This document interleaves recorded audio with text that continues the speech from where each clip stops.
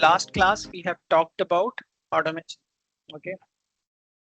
So when we talk about automation, automation is like have multiple components. Okay.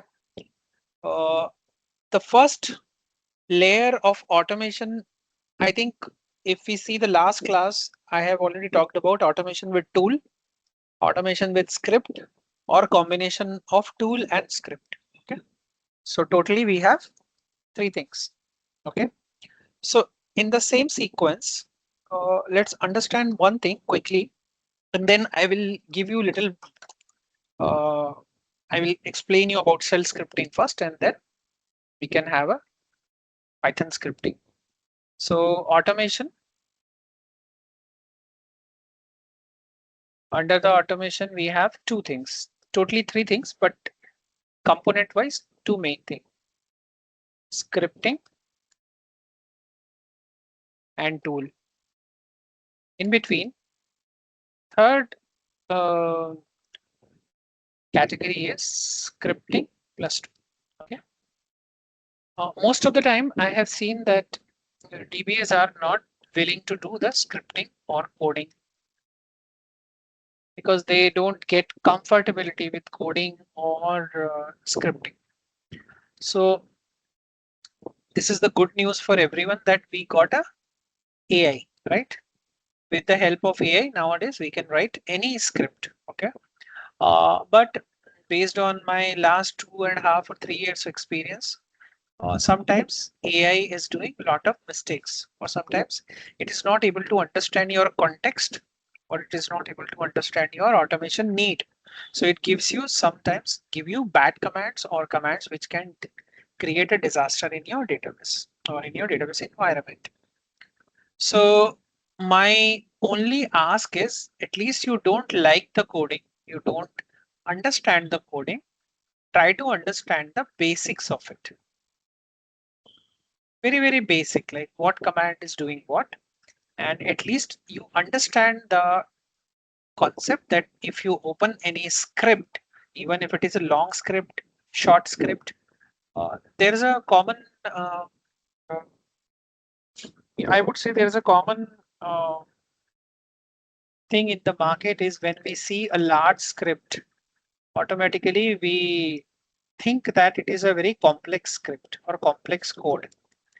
But trust me, if you start reading it religiously, at least with your cool mind, if you open the script and step by step reading it, I can give you a guarantee within a 2 to 3 reading, or at least in 3 reading, you will understand 90% of the script, what it is doing. And on top of that, nowadays you can give it to ChatGPT. So it will explain you very well. Even ChatGPT can explain you in voice method also. It can explain you as a teacher also. Okay. So under the scripting, if you really want to grow in your career, I will recommend you to understand two scripting knowledge very well. Technically, I suggest three, but third one I'll put it as an optional one. Okay. So the first one, if you are not understanding any language and you want to write the automation, please start with very basic shell scripts. Very basic shell scripts. Don't write very rocket science or big projects, but at least small one. Okay. Then move yourself or move your knowledge towards the Python script. Trust me, after shell script, if you move to Python script, it will be just a matter of 15 days. Matter of 15 days. Let's suppose in a 15 days to 3 month, you are very good at the Python. Then try to learn the Golang. Okay, because Golang is the language where most of our DevOps or Kubernetes related automations are getting done. Even it is getting done by Python also, but at least start with the shell script. It is very easy. The way I will explain you, it will be very easy. Python also I will explain you in such a way that you will understand. Second thing, every concept, every scripting language might be having thousands of concepts. Okay, thousands of concepts. Don't directly go and read the index of the book and get worry that I have to understand all the thousands of concepts. No, these thousands of the concept is built for variety of the people, DBA, developers, analytical people, analytics, data science. Might be from these thousands of the concept, might be we have to learn only 15 concepts, right? Rather than learning over 1,000, it's not required. We have to learn only 15 concepts. 1 minute, I'll switch off my fan.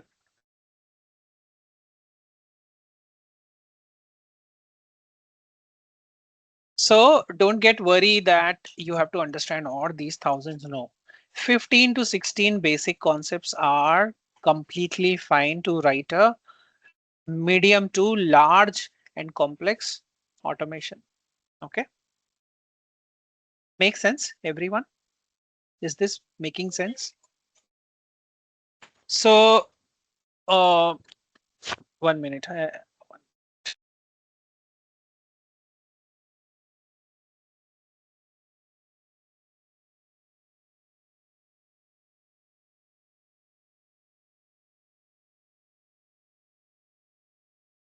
Okay, so these 16 or 15 concepts are more than enough. So the whole intention of talking about all these things is I want to remove the worriness from your mind that I have to write the code. Okay, I will make it in a such a easy way that you can do it very easily. Okay, any question? Any question? Okay. In case if you don't have question, let me just give you a small brief overview of shell scripting. Okay. We will try to make it easy. We will not try to cover everything. We'll just try to cover 10-15 concepts, which is very enough for a DBA to start the writing the automations. Okay. So first of all, what is shell scripting? What is shell scripting?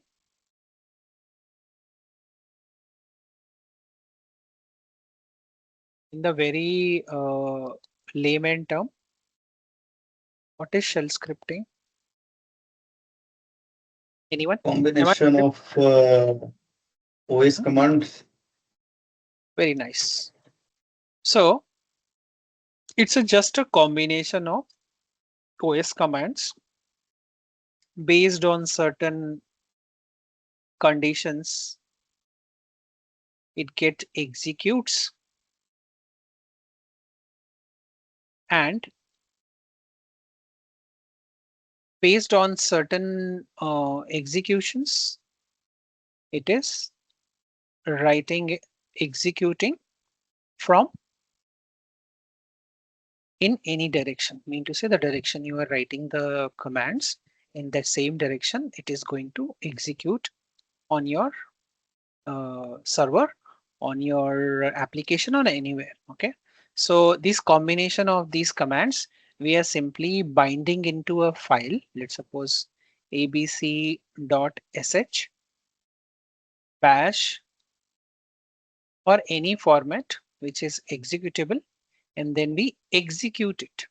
The moment we execute the combination of these commands, it is executing on the Linux terminal and it is achieving a specific target or purpose. Okay. So this complete way of doing is nothing but shell scripting, and the file that we are creating while doing the scripting called shell script. Okay. Make sense? The file is shell script and the whole process is nothing but shell scripting. Okay. So the very important, very first thing, let's not think too much. Let's not do into a lot of technical jargons or something. Very simple thing. If you want to create your first shell script, you have to simply add exclamatory sign hash bin bash on top of your uh, script.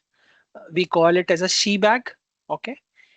Basically, when we write this particular comment on our shell script, so it is we are just telling Linux that it is a bash shell script and just execute it in the bash shell format. Okay, that's all. So if I want to show any specific string or any specific text to print to my screen, let's suppose this is my Linux server, for example. Uh, Many of you might not get the Linux environment on your Windows server. So for that, what they can do, they can go to the shop. And let's suppose you don't have virtual machine to practice, go to your shop. And if you need a virtual machine running on your or Linux environment running on your Windows, simply search for Ubuntu and install any of these Ubuntu or Debian or any other Linux operating system on top of your Windows uh, operating system. They call it Windows Subsystem for Linux, WSL. Okay. The moment you will install it, it will create a small window like this. And in your Windows itself, you can do the Linux practice. Okay. You've got a small Ubuntu machine running on your Windows. Okay. So in case if you don't want to do a lot of installation, VM creation and all, this is the easiest way to get a small machine running for your shell script practice. Okay. Let's make it simple. Let's not complicate the thing too much so that our learning interest will go down. Okay. So let's do step by step. So I already have a machine running. So I will use my machine. Whenever you have a doubt, stop me. Don't accept my words.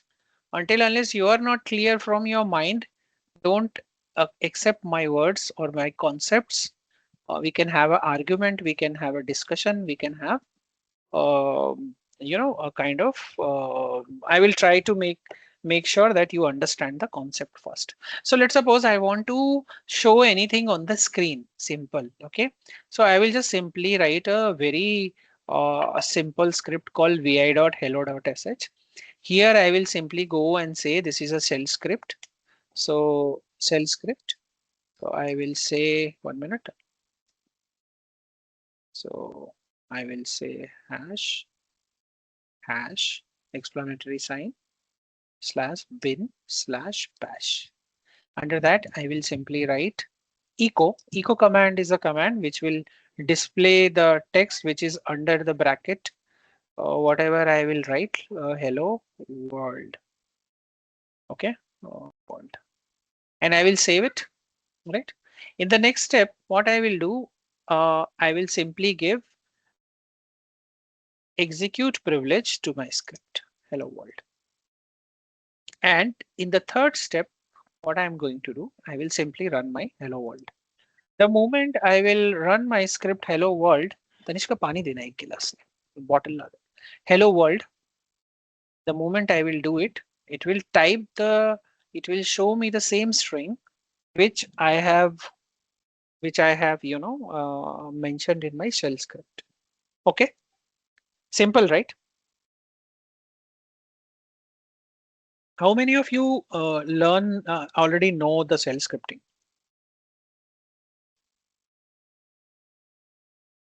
Anyone? Great. Yeah, yes, What about Abhishek. I know what about Shell, other? Python. Very nice.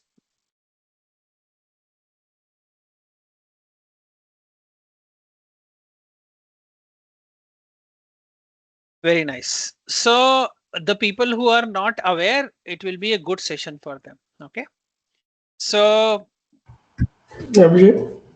yeah, So in the script, right, you mentioned commented semicolon and slash bin, right?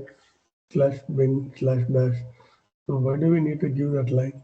Just echo hello world should be just fine, right? just this is just a beginning shebag. We called it shebag, mean to say beginning of the script. This is just to denote that this is a shell script. And this is my main command, echo hello world. And when I executed the command, it is just giving me hello world. That's all. But Okay. commenting hash semicolon bin bash, That will not come. yes. This is already just to tell the kernel that it is a shell script. Okay. Because it starts with hash. It means it's already commented. Okay. Make sense? So this shell script execution files are where? In which location the files are there for executing the shell script? It is here. The root It is folder. getting executed here only. Okay. Getting my point? Yes. Now you have executed the shell script. Now, once your shell script is executed, either when you run your shell script can be executed by multiple ways.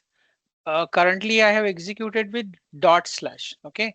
Even you can also write sh in your script name. This will also execute the script. Okay. If it is bash script, you can simply like bash and this will also get executed. Okay. Also, in case if I am in this server, current server, and I want to execute a particular particular script of another server, that also can be executed. Let's suppose I am here in the server A, but I want to execute a script on server B. So if I have a SSH connection between server A and B, so from here, I can simply log in and I can execute this script here. How I can do that? I can simply write SSH 192.168.1.6 and under the bracket, I can simply write shell hello dot bash like this. So what it is going to do, it is going to execute this script, but this script supposed to be available in my remote server. Let's suppose /opt like that. So from here remotely, even I can execute the scripts from local server to remote server. The only prerequisite will be that this hello world supposed to be available on the remote server on this location, whatever location you are want to execute. Okay. We'll talk more on that. Don't worry. We have So multiple. that means you are connecting from server A. You are in server A, trying to connect to the Server server B. 1.1.6 and executing that file like Correct. remote desktop. Like remote execution. Yes. Okay. Okay. Now, the biggest problem that we see normally what happens, we have two kind of execution. Okay. First execution here, I have hard coded the hello world. But do you think all the users are interested to see hello world? They might be interested to see their particular name, right, in the hello world, right? So from here onwards, a new concept come into the picture called variables. Okay. And variables are nothing but they store some kind of value, and the value which is stored, we give some logical name to it. Okay. Mean to say, I have created a box. I have created a box. I'm calling this box A. Whatever residing under this box, let's suppose under this box, I have a name as a Ram. So whenever I am calling this box A, whenever I am calling this box A, I am going to get the value of what? Ram. If I put John, when I call this particular box name A, I will get the value as John. Okay, so variables are nothing but a logical value which is defined for a specific text, mathematical operation, any services or anything which can be executable on your current runtime environment. Okay, so now let's variabilize our script. So how we will variabilize our script? What we will do? We will simply write a script PI variable.sh. Under that, what we will do, we'll do the same thing, hash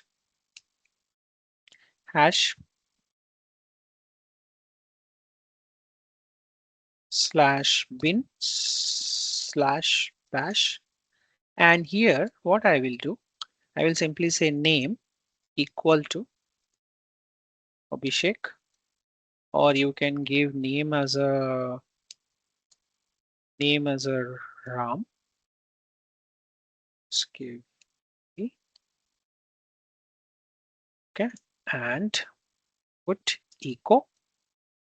Now, what I have to do now in the echo, I have to show my name, right? I have to show the variable which I have defined, right? Under the name of name, right? Yes or no? So in my command, in my echo, I will simply say hello. And now I will call my variable. What is my variable here? And in Linux scripts, we can call the variable with the $sign and simply put the name. So when this get executed, what value I will get of my variable, which is name? What is the value of name? What is the value of the name? Abhishek, right? Right. So whenever I will call this variable under this runtime of this script, it will be Abhishek. So I will simply go chmod execute privilege to my variable script. The moment I will run this variable script, what I should see? Let me open the script. So if I execute this script, what's supposed to be come on the screen? Anyone? What will come? Hello, Abhi. Hello. Right? So hello Abhi. So mean to say whatever variable value I have defined in my script will get executed and it will go. Also, let's suppose this script is currently running as a front end mode. You also want to run this script in the debug mode. Mean to say you want to see what exactly the script is doing and what each and every line is getting executed in the system level. To see that value, to run the script in the debug, where what we do, we use sh plus x. So now what will happen? Whatever execution is happening, it will show me on the script. It's a very small script. That's why we are not seeing multiple steps. But later on, we'll see all these things. Just for your knowledge, I have just shown you this. Okay. Now, uh, now again, one more thing. What was the problem of this script, or what is the limitation of this script? I have hard coded the value inside the script, right? But do you think this Abhi is going to be the name of all the people in the company? No, right? Name might change, right? Yes or no? Name might change, right? Script might be executed by X person, Y person, Z person, might be executed by many people. So what we will do, we will simply try to develop the script in a such a way so that it is taking the value from a current running user who's executing the script.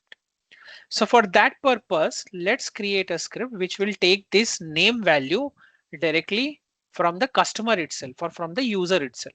Okay. So name take dot sh. So here what I'm going to do, again, same thing. I will say my Linux prompt that was, this is a shell script. Use it like shell script, bash. Here, I will simply say echo. In the echo, I will say, please enter your name, semicolon, and I will close the bracket. Okay. And here, what I will do now, what I'm going to do, let me make it small so that it will be easy. Name. and I will get this name under name variable again. So read is a command. It will wait for this particular line and it will wait for user to enter the name. You will once you will enter the name, automatically that read will put that name into this variable, and my next line will simply go and show that particular name under my message. So my message is going to be welcome, then name, and I will ask, how are you today? Okay. And I will simply store my script, save my script, gives execute privilege to this name script. And now if I will run this script, what will happen? It will prompt me my name. See here, please enter your name. My name is Geeta. So now what it is doing? Welcome Geeta. How are you today? Are you getting the difference here? Now I am giving the variable value and it is showing, it is doing the operation, or it is getting executed on my screen. Clear guys, till here? So Abhishek, so the read name is nothing but its input parameter from the user. Yes. In the next line also you can put what is your age. Then you can read age and then you can show the age. Okay. So wherever the read command is there, Yes, the user need it to. will. Yes. So here you can simply say sorry.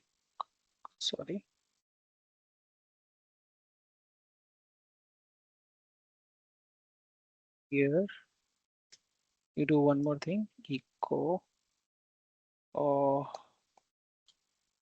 What is your department?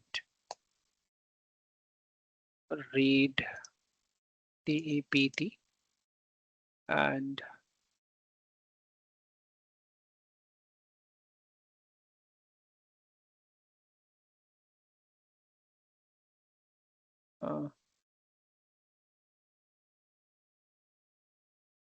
welcome to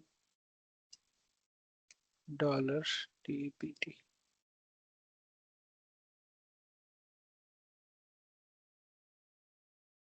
Now, if I execute the same script, it will say, Geeta, my department is HR. So, got the difference? Yes, can you go to the script one more time?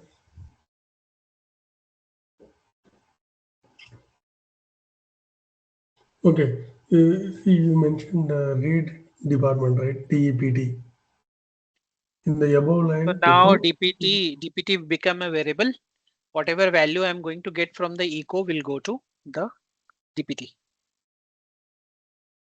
So Make sense? whatever echo, you are giving both the names will be same or different. The No, D come again. in What is the it? echo you give D in the echo you Huh? gave DEPT, and the next line read DEPT you gave, right? So always Yes. both should be same. No, both is different. Here in this variable, name variable, and the value of this here, the user will enter will go here. Next line, whatever value which user is giving for department will go here. In this line, I am simply showing the value of name and simply showing the value of department in the next line. That's all.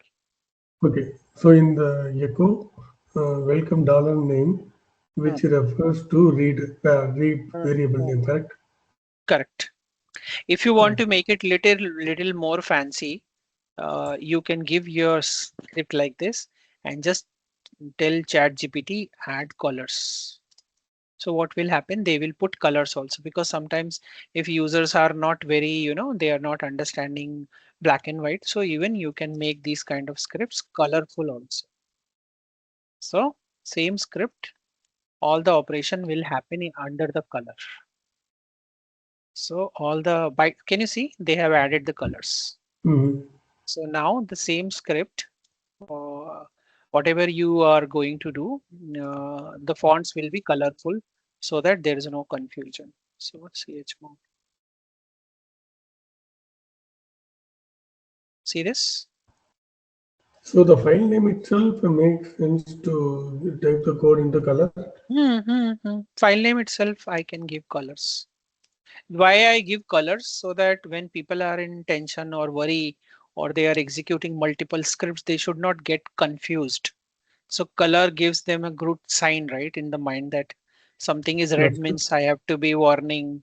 Something green means okay, it's working fine, something like that. See here, I have defined the color based on the color value, and I'm simply calling those colors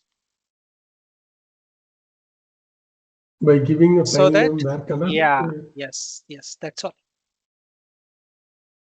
So that Hmm. this looks more fancy and more usable. Okay. Okay. Now let's not deviate to our topic. Let's go back to main thing. Are we clear till here? User value input. Okay. Now, also there are occasions where we have to enter the value directly. So first thing, till now, whatever we did, it is a user interactive automation where user is getting interacting or user is coming and executing everything. What about if this script has to be executed every night? Will user come and give his name, department and all those things? No, right? User can't wake up in the night and come and he can give me the value, right? So what I have to do, I have to get the value ahead of the time or readily available and just pass it to my script. This is the good use case when we are scheduling the backup. Okay, I'll come to that also, don't worry. So here, let's go one step further. Let's make a script where I am passing the command line arguments. Okay, so CLIARG, my script name, .sh. Under that, same thing. I'll say, boss, this is my shell script. Accept it as a shell script and echo. And now take my value from me directly. Hello, $1.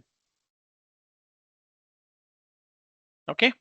Now see the difference. Here, the first thing you have to understand, what do you mean by $1? Okay. So in the Linux, $0 is nothing but my script name and $1 is nothing but my first argument. So mean to say, if I will simply go and say chmod, CLI, and whatever value I will give it after that, automatically what it will do, it will take the first value after my script because $1, $0 is my script, $1 is the first value, first argument, and it will automatically print it for me on the screen. So let's see the script first. And now let's run the script. Stop me if you get confused. So here I will say Abhishek. Can you see this? The difference? Now I have given the argument. In the same way, if it is a backup script, I will simply say host name, username, password, port 5432, backup type full. Then what will happen? If my script is about taking the backup, they will take all these arguments as a argument 1 as a host name, argument 2 as a username, argument 3 as a password, argument 4 as a port, and argument this one is a backup type. Cutting my point. The moment I will execute the script, backup will happen. So this is good. Command line argument. I took the command line argument from here. Everyone, whoever does not understand the shell script. Okay. Now let's quickly move to some other examples also. Okay. Where what I am doing, I am defining multiple values. Mean to say I will define 1, 2, 3, 4 the way I have just explained it. Okay. So in the same script, what I will do, I will go and define one more value, echo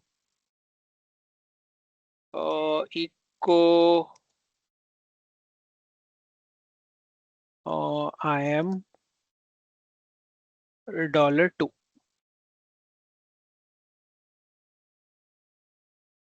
Okay. So now in the same script, I will define like this val2. See this? So now it has shown me the value 1. Now it has shown me the value 2. Make sense? Like that, you can pass n number of command line argument to your script. Okay. Now let's twist it little bit twist. Now let's do one thing. Let's add some condition to my shell script. Okay, because conditioning is also very much required sometimes. Okay, condition means if certain conditions are getting met, do this. If certain conditions are not met, do this. For example, today morning, if I will get a weather forecast on my watch or on my mobile saying that today is going to be rain, what I will do, I will not take bicycle. I will go by car. Okay. Normally I go by bicycles, right, to my office. So what I will do, I will take the car. If in case today it says no, it's today is going to be sunny day, so I will take my car. I will not take my car. I will take my bicycle to the office like that. Okay. So now let's add some conditions to our shell script. So I will say condition dot ss, and simply very easy. Don't complicate your scripting too much. If you're good with the basics, it's more than enough. So here I will simply say bin bash, and I will say read the internet, read the name, read minus p,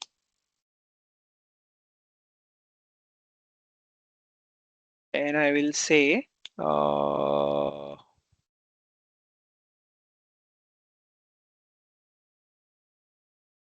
enter a number. Okay, I will take the number from the user, and this number will go to the number variable. Okay, and I will simply define when you are writing the if conditions and all, make sure you are following the proper indentation. Sometimes shell script is very particular about the indentation. Cell number. If number is greater than, mean to say, see, I have multiple operators, numeric operators equal to, not equal to, greater than, it means equal than, greater than, less than. All those things are there, right? There are multiple conditions. So let's put a condition called greater than 10 space. The bracket I will close. I will put one semicolon. I will say then, mean to say if the number is greater than 10, then simply show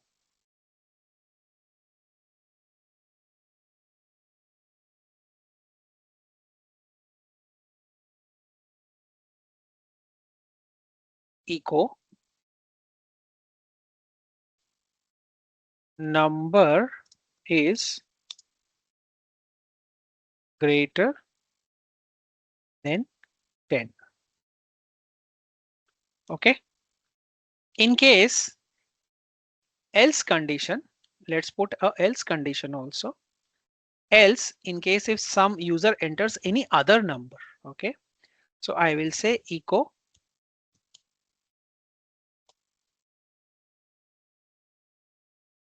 number is 10 or smaller. Okay, and I will close the condition also. Make sure whenever you are starting a condition, in the opposite word, you are closing the condition. Otherwise, system will think that you want to go for more condition check. Okay. Now simply run this condition and run it.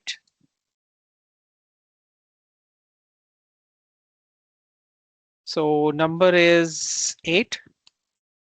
So number is smaller than 10. Now run 10. Number is 10 or smaller. 11. Number is greater than 11. Makes sense? So what I'm doing here, I'm following some conditions. First, I'm reading the value from the user. Then I'm sending this number as a variable here. I'm using greater than operator where I'm putting the 10. Can you give me a real-time scenario where we can use this? Which kind of condition specific to the database administration? Backup success failure. Yes, very good. Disk full It's a file space. system. Yeah. File system also we can use, right? If my file system is 95%, 85% full, send the warning. If it is 95% full, send a alert, right? Like that, right? So we can use that. String. Okay. Now string is nothing Abhishek, but Mhm. so what is read after dash p? What is a dash p? Dash p is nothing but rather than writing into the multiple lines in the old way like this, I have simply written a single code. See here, read p means directly it will read it from this particular echo only. Read directly, read. Then I have given the parameter which will directly take from this echo statement, and whatever value I will assign it, it will take it as a variable. This is the another way of writing read also. So a There are combination multiple of echo and the read. combination of echo and taking the value, and whatever Okay. you will write after one space after, it will become your variable. Then Okay. across the script you can use the variable. Okay. String comparison is also very important. Currently what we did the numeric comparison, the string comparison where my username is equal to some string, not number. Okay. So let's suppose if username is Postgre, then only execute the script. Otherwise don't execute the script. Okay. So you can simply create this kind of script also. I'm going little bit fast from here because now at least some concept we got, but don't worry, you can stop me anywhere, anytime. So now if I will run this script, it will do a string comparison. String comparison means it will check whether the user that I'm entering is equal to Postgre or not. I will say Oracle. So it will say different user.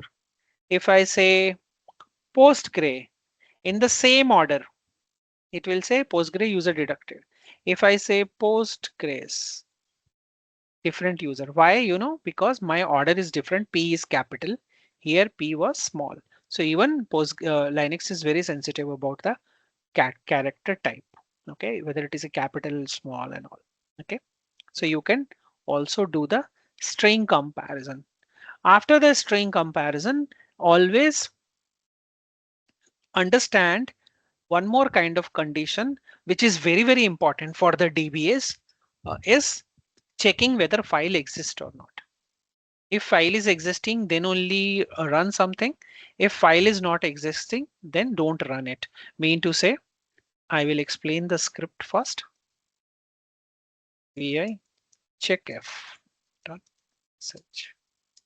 So here in this script, what I'm telling to my shell script file, I have a specific file called /etc password file. If -f stands for what? Which operator? File exist. -d is for directory exist. E, file or directory exist. R, file is readable or not. W, file is, excuse me, writable or not. Minus X, file is executable or not. S, file is exist and not empty. Okay, in case if some files are there, it is blank or blank, it should not be blank. First of all, it exists, and also it should not be blank. But here what I'm doing, I'm using minus F. I want to check whether a file is there or not. Okay, the moment I will run this script, if file is present in this directory, automatically what will happen, it will execute the script. If file is not there, then what will happen? What will happen? It will say file does not exist. So now let's go and run this.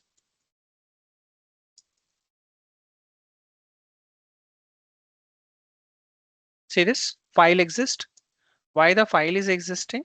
Because this file is already there.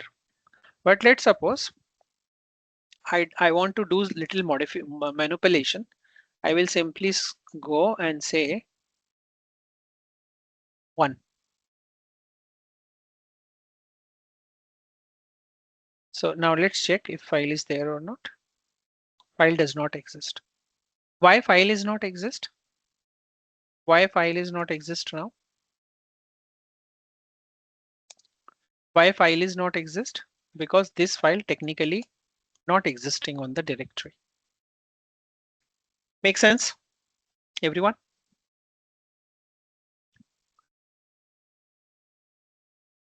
Loop.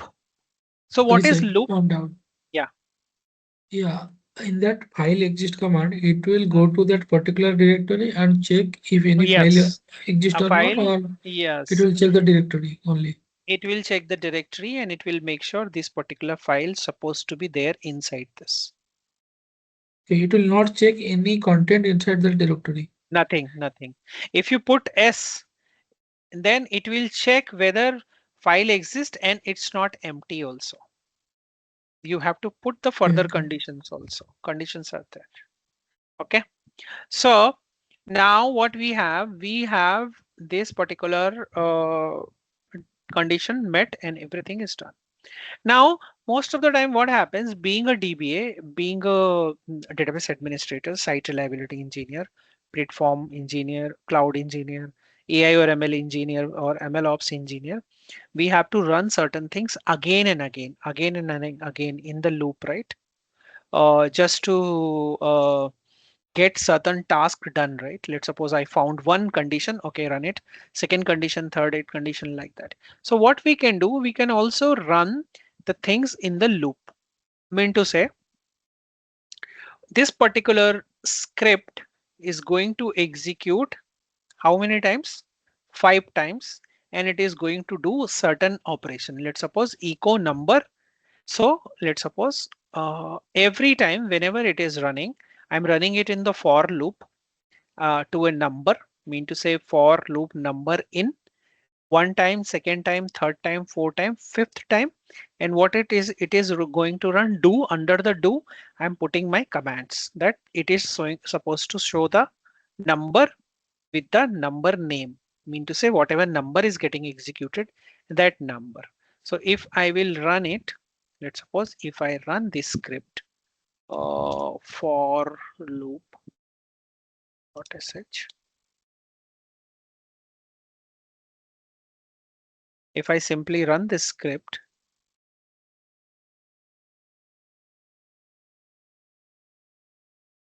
what it is doing, it is executing for number.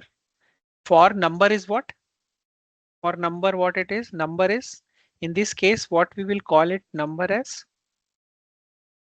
What is number? What is number? Number is a variable, and the variable is getting called how many times? 5 times.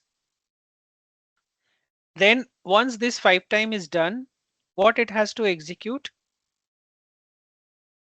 Echo command with that number. So 5 times got executed. Same way in the real time case, if you say after the do, if you say ls command, ls minus lrt, what it will do? What it will do? Five It times will do that list out. ls list out. Abhishek, Getting my point? Yeah. so for number in 1, 2, 3, 4, 5, right? So we are not using anything I'm dollar using symbol, right? dollar. I'm using dollar in the do section.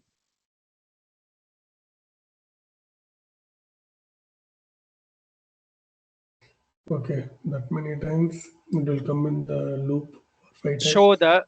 the number that many times. And also after that, it will execute this command that many times. Okay. Now, if you want to see that this is the right case where you can see the debug. See this for everything. Let me remove the, and let's suppose I don't want to execute this command. I can simply write hash. What hash will do? It will not execute that particular line. So just run it. See this versus this. So what plus x plus minus x is doing, it is running in the debug mode, or it will show each and every step how system is running it like this. So that you can troubleshoot if something is failing in your script, minus x can help you to troubleshoot. Make sense? So whatever situation we will use for in the loop number times, Hmm. with related to DevOps or with related to DBA. Whatever, yes, it is very useful for you. Let's suppose I have to execute some commands 5 times, same command 5 times. I will simply go and write the command here. So that command will get executed 5 times. Getting my point? Mhm. Okay. Now, loop through files.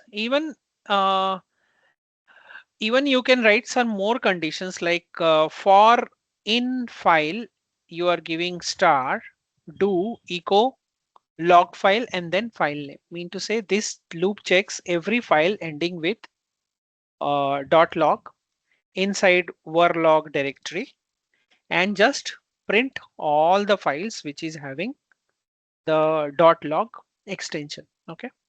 So that in case if I'm doing a parsing, in case if I'm writing some kind of automation where I have to send my log to my Prometheus, Grafana or any other system, I can write like these kind of scripts so that it will pick all the logs and it will leave other files from the execution. Okay. While loop. While loop is basically the loop which is going to continue until less than or 5 times of this script. Mean to say while loop is going to execute the count. Okay. Uh, it is going to execute less than or equal to 5. Okay. And unless user is not, sometimes while loop until unless user is not interrupting, it will continuously working till user is not canceling the thing. That is also possible. Mean to say I'm tailing a log. Okay. So what I can do, I can simply run my tail while loop and my tail command. So let's suppose cat slash etc slash var slash log for la. Until unless I am not canceling, it will keep on showing me the cat of this log on my screen. Okay. So even I can run the while loops also for certain operations. Okay. Basic arithmetic operations mean to say, let's suppose you want to do certain calculations. You want to add number. Let's suppose you have given a variable where variable value is 10 and another variable called b value is 5. So even you can use the basic arithmetic calculation where you will define a plus b. So what will be the a plus b? 5 plus 10 plus 5. Whatever value will come, it will go to your sum, and simply you can show the sum on your screen, which will be total of 15. So like that, you can also do addition, subtraction, multiplication, division, or reminders. Okay, remainders also you can do in your shell script. Functions, very important. So now, what is function technically? What is function? Okay, in our real life, what is function? In the real life, what is function? We It's attend taking functions, some right? input value and processing and return. Okay. Technically, function is a piece of code, a Mhm. reusable piece of code. Right? Very good. In the real time, in the real time, what is function in the our real time world? Function is a time, right? When you go to certain place, right? Marriage, birthday, there are different functions, right? So every function is having its own meaning, right? Yes or no? Every function is having its own meaning, right? Let's suppose I have a function called worship.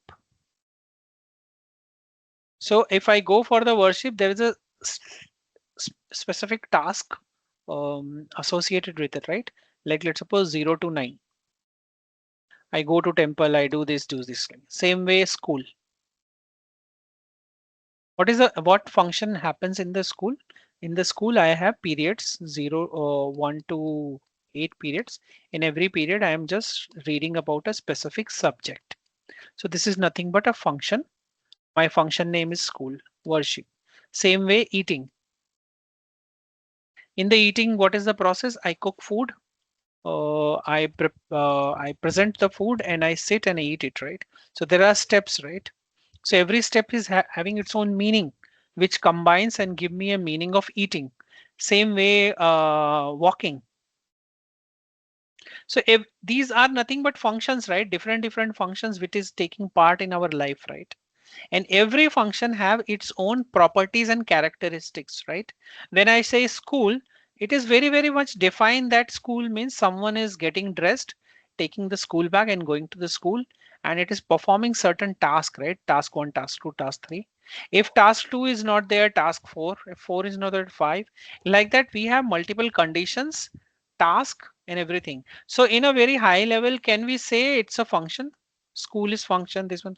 In the nature of arithmetic language, or where we have to do the calculation, if I want to calculate the interest, how I'll write the function? What is the typical interest calculation function? Principal plus time plus percentage divided by 100, right? So if you think like interest is a function, then what internal calculation is happening? This is the calculation happens, right? Then automatically I get the value of I, right? So this is nothing but a function which is taking a place under this particular operation, step, sub step, nested step, or as a combination of the steps. So if I have to call it logically a name, what name I will call? Let's suppose for this particular function, what will be the function name? What will be the function name? I can call it simple interest. So simple interest is nothing but a function, right? And whenever I'm calling this function, let's suppose I'm calling this function with some value. Let's suppose I have defined my function like this, I equal to, I have to pass the value of p and t. So when this function will execute, what value I will get? Something like that I get, right? Because I'm executing this function. By default, this function is meant for to calculating the simple interest. Simple interest calculation need principal and time from a user. So I have given principal and time. Automatically, when the function will execute, I will get what value? I have given 1. So what I will get? 1%, something like that. So in technical words, these logical words, which is meant for a specific calculation procedure, trigger, or whatever it is called function. And as Sarvana say, a small piece of code is executing all these functions. Make sense, everyone? So now in the shell script, how to write the function? Let's suppose I want to write a small function where I want to show a message that Postgre administration script. So what I will do, I will simply write a function, and whenever I will call this function, what value I will get? What value I will get? If I call this function, what I will get? If I have created PostgreSQL administration. script. Why I'm getting this? Why I'm not getting anything else? Okay, tell me one thing. From If under the function, let me do one thing. Let me copy this because okay, vf1.ss function1.sh. Now what I am doing, if I put one more line here,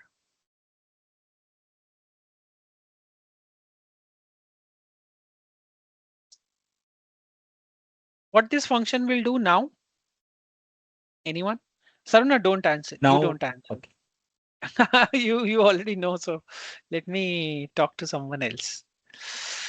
So Lakshmi, what it will do now? If I call the function called show underscore message, what function will do?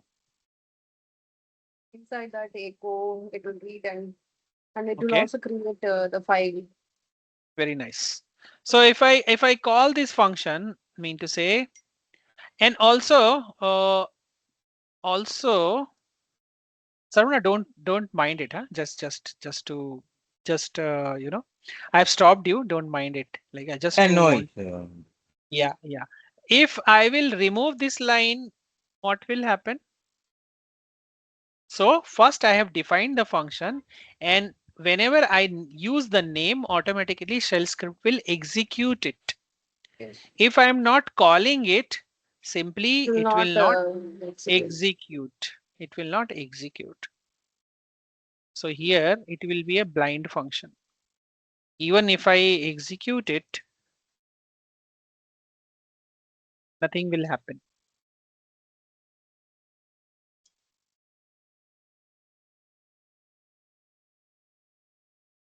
Nothing happened. Now I will call the function. What is my function name? Show a message. Now see, and also I got a file. Okay, so in case if I have, if I will write like this, what will happen? First question, how many times my function will get executed?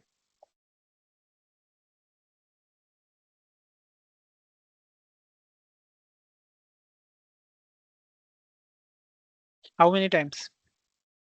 Saruna, you can also answer. How many times the function will get I'm not executed? sure. It will execute one time, and if you're defining the same name multiple times, right, it may get failed. Yeah. So find the answer for me. Create this function, execute with this command, and also execute with this command.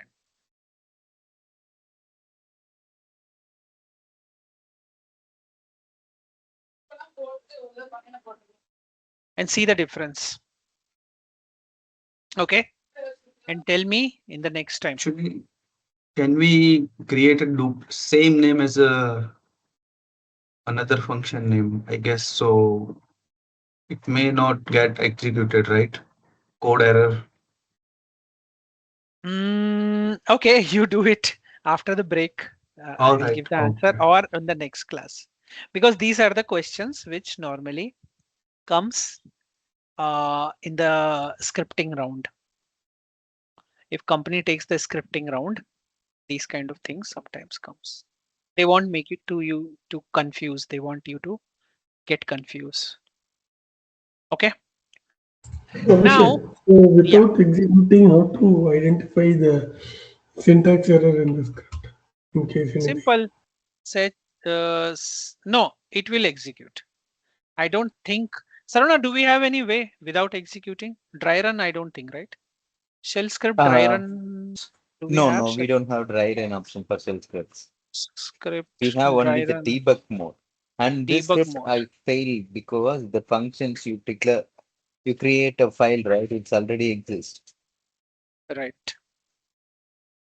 So do these practices related to function. Function is important, but when you will become expert or little bit knowledgeable shell scripting person or writing person, then functions can be also be done. Okay. Uh, can we take a break? I'll just get some tea or coffee and come back. Few things I will go a little bit fast because I just want to give you the idea. Is that fine, right? On the screen, I will just explain you because if you just do the practice, it will be very easy. I have written everything on my PPT, so you can see that. Okay, let's take a break and we'll be back. Okay, fine, Yeah. guys. Are we going Okay. good? It's good, right? Like things are good, right? Everyone is understanding, right?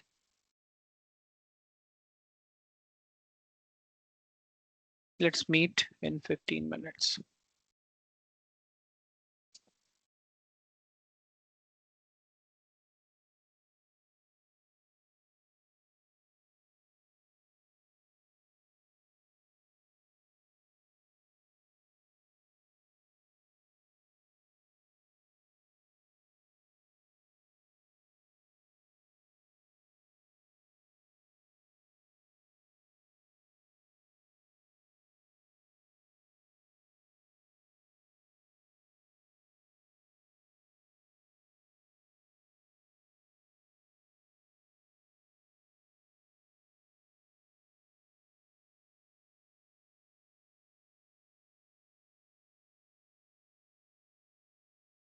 Everyone is back.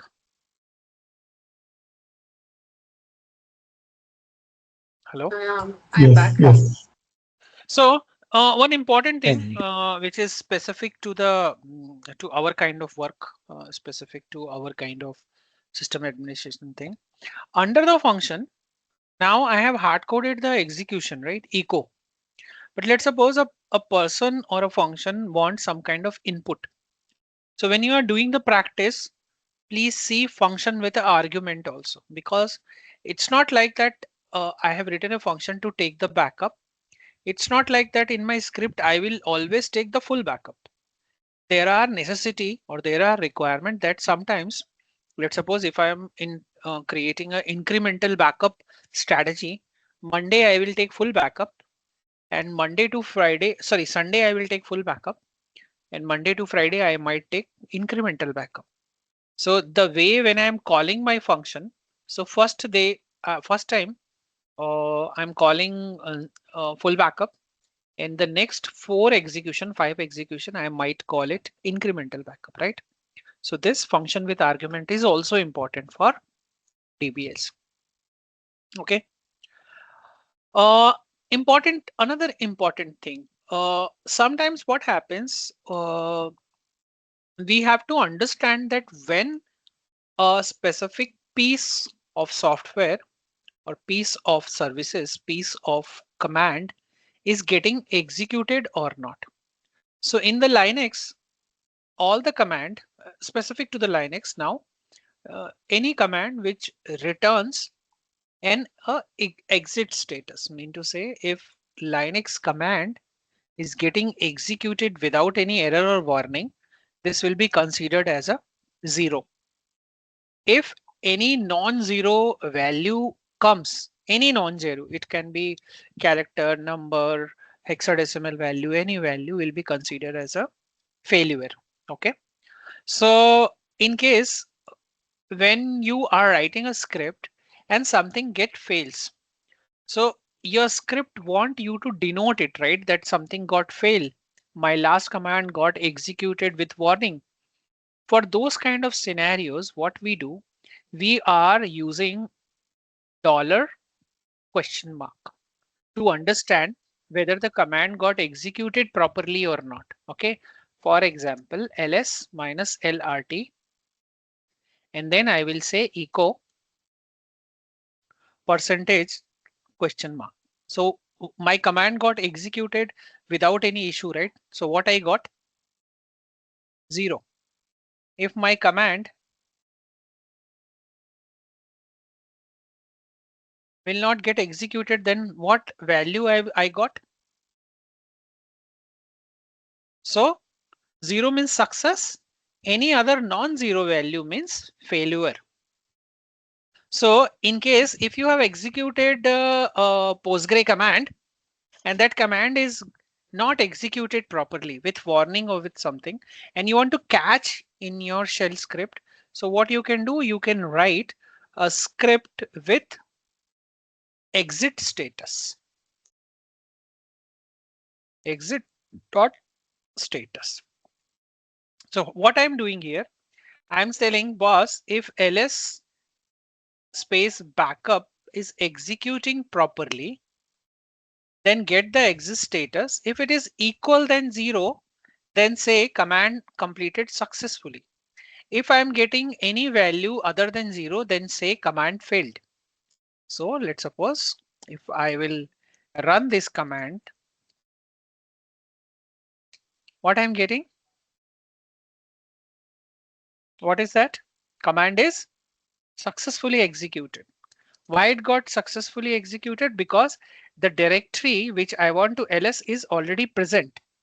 But the moment I say something else, I'll put something jumbled value.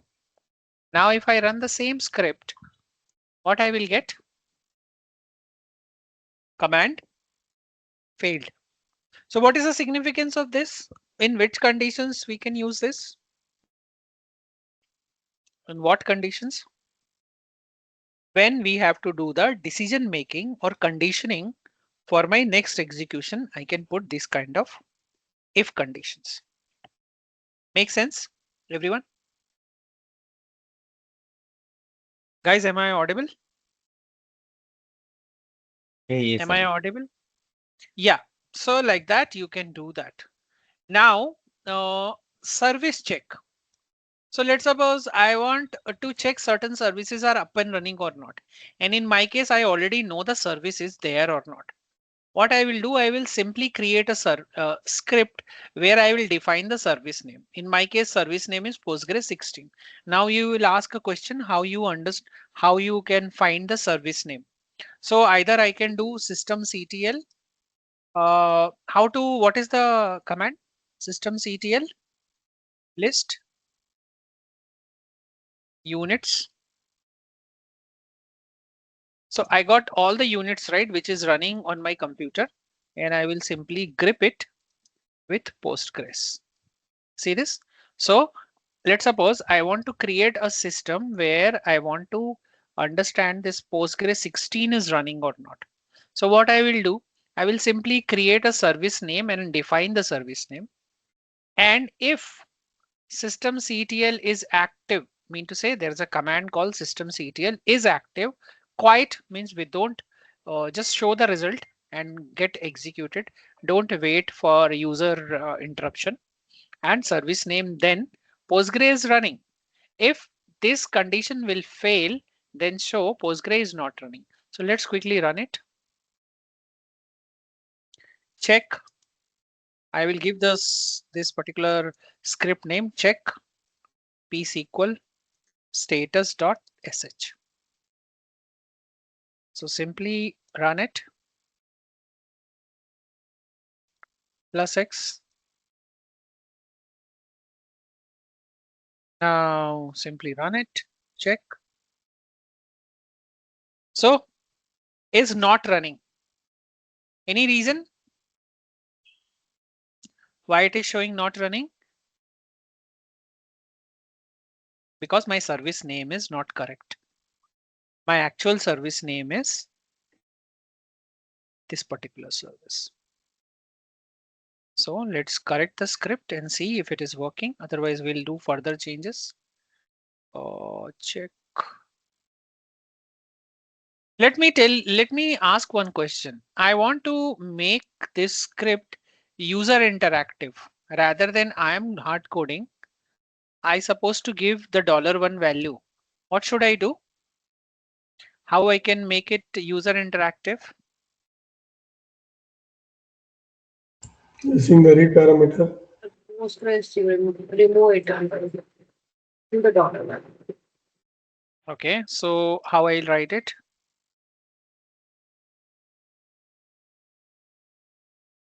Echo, please, service name, and then Read. Read service name. Service.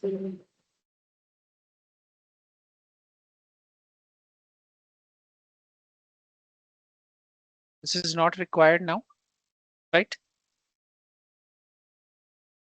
Yeah. Yes. So now I will say first let me give the correct one and then give me wrong one. Make sense? Right? It's good. It's good that how you can create these kind of script, service name check script. So let's suppose you are a senior person in your team. People are again and again coming to your desk. People are, when you're going for lunch, people are calling you. When you're sleeping in the night, people are calling you. Every weekend there is a activity, people are calling you. So in those kind of scenarios, you can simply write a script. You can put all the testing related thing or the task or project that you are doing. You can automate like this and give it to your juniors with the proper arguments. So what they can do, they can simply run it, right? Rather than calling you again and again. Yes or no? Do you think it's a good use case for this scenario? Guys, yes or no? So we will take this automation to one level further, not now with the Jenkins, but at least let's understand this. PostgreSQL start script. Let's suppose now we have just understood that what is the current status of my Postgre, but we have not took the action. So let's suppose if I'm building a self-healing system where my script will not only detect the current status, also it will take the action. So action means if service is stopped, automatically go and start the service. Whenever a Postgres server finds, whenever my automation finds that a specific services are not running, just go and start also. So in the same block of the code, in my else condition, I have given the service name start command also. Make sense? Is this clear? This is my initial command. Now I have went one step further and now I have made it little self-healing kind of automation where first it will find the status. If it will find if service is stopped, it will also start it. Okay. So how the automation is working? How the automation is working? Let's have a look. First, I have defined the service. If systemctl active, the same command, then Postgre is already running. In case if service is running, it will say, okay, it's running. Else it will say Postgre is stopped and starting it. Here you can put one more condition. What condition you can put? Do you want me to start the service? If user say yes, then automatically pass the variable to your next command and it will start your services. Make sense? Guys? Yes or no? Yeah, yes. So just do it as your assignment, this one. And don't just copy paste the script, make it user interactive, where user will give you the service name. Okay. And any services can be started by your script. Make sense? Guys? At least say yes or no. So Abhishek, so how can we relate functions which you explained before the Mhm, break mhm, mhm, in such type of DBAs in DB mhm, mhm, scenarios? So mhm. this is makes if Okay. condition we are using makes Okay. sense. So let's suppose when I was writing a automation, I'm writing a automation. Uh, in my automation, I have 2, 3 scenarios. One scenario is full backup. Another scenario is incremental backup. And another scenario is incremental differential backup. And anyhow, I'm doing this project. I have 3 projects. One project where they need full backup plus incremental backup. Another project, they need full backup plus incremental plus differential backup. Third project need only full backup. So what I will do, I will write this script. I'll write the script with all these functions, full backup function, incremental function, and incremental differential function. When I will schedule this script for this project, I will call only these 2 functions. When the same script is scheduled for project 2, I will call all 3 functions. When the same script is scheduled for third project, I will call only full function. Make sense? Mean to say I have created a toolbox based on the requirement. I will call my tools. Got it. Got it right? So that Mhm. I'm not bothered about that. I have to come and write the new function again for this project, because I know the certain activities are defined. Certain activities are defined, mean to say certain things are anyhow going to happen in the project. Mean to say in the backup script, I have only 3, 4 things to do, right? What else I can do? Full backup, incremental backup, differential backup, backup check, health check, 7, 8 more things. Okay. More than that, what I can do. So what I did initially when I was writing the automation, I have defined everything and I have said, boss, take this and do whatever you want to do. Don't come and disturb me again and again. This is the script. This is the documentation, and Okay. use it according to your requirement. Don't come again and again to me. Right Mhm. now, it's clear why we'll write the function. Yes, got it. Same script. It's up to you. You can use it for hammer. You can use it for nailing. You can use it for crane. Okay. Now, this is little. You have to pay little attention here. I have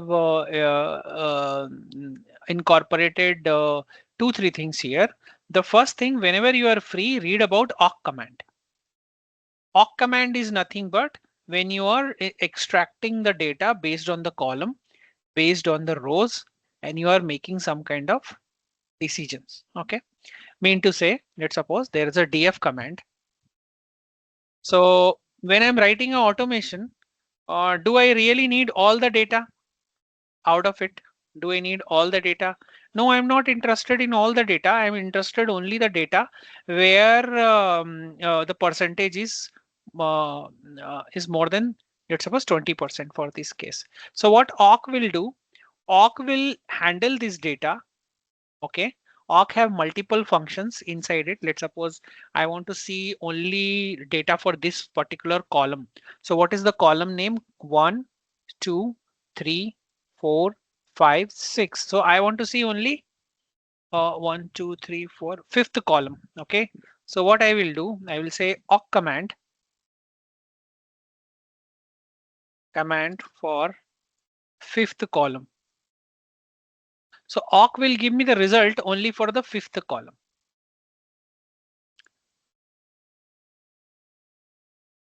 Fifth column. So what command I will get? I will get a command out of the df minus h 1.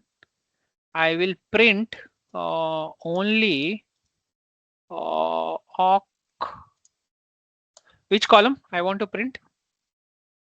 Which column I have to print? Only fifth column.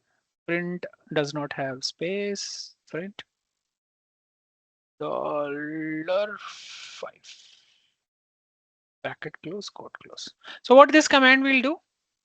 Out of my df output, it is going to print only the fifth column. What is the fifth column? Usage. If I say sixth column, it will print only this part. If I say first column, it will show me only the first column, like that. So I'm using awk command in my script, and what I'm trying to tell my script that show the disk usage of the root file system, show the root file system disk output.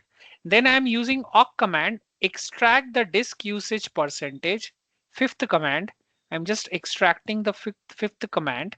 Okay, and remove all the dollar symbol so that value can be compared. So what I'm doing, I'm just taking this value.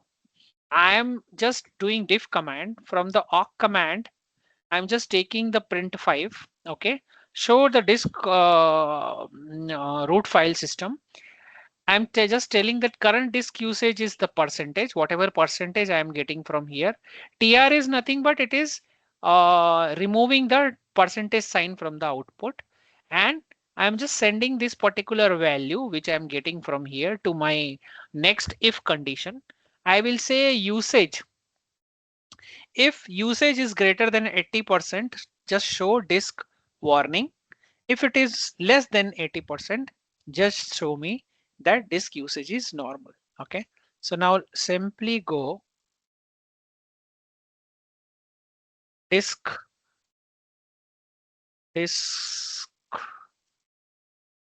space check dot sh. So here simply go and write it, give the privilege, and so currently disk usage is 24%, disk usage is normal. But let's suppose I will make it so whoever disk is less than 10% will give me the error. See this? Warning, disk usage is high. Current disk usage is 24%. Why it is showing like that? Anyone? Why it is showing the 24 now? Anyone?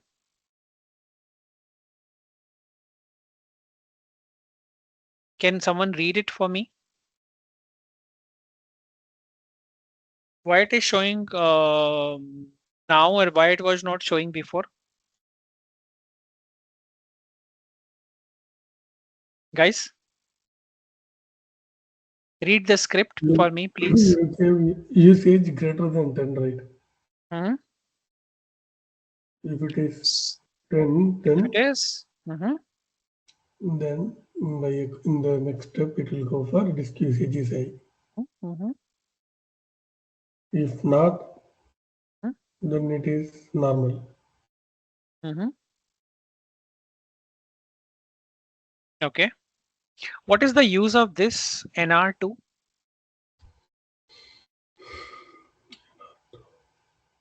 Read the second line. And Oh, Okay. second line. Yes. Read the second line.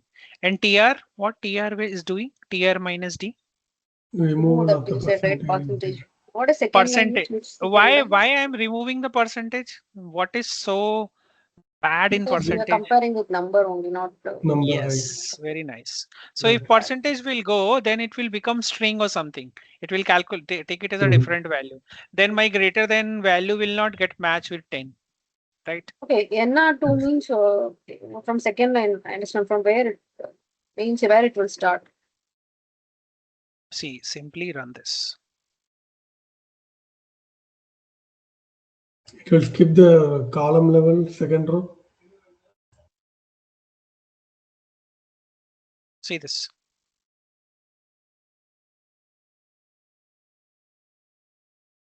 It means total percentage. Okay. What is NR stands for? You said? Sorry, I missed. Second line. Next. Uh, Sorry. sorry. What is NR? NR is select the second line. Second line. So it means Yes. it will ignore the first row, which is column level, and it start from second one. That's correct.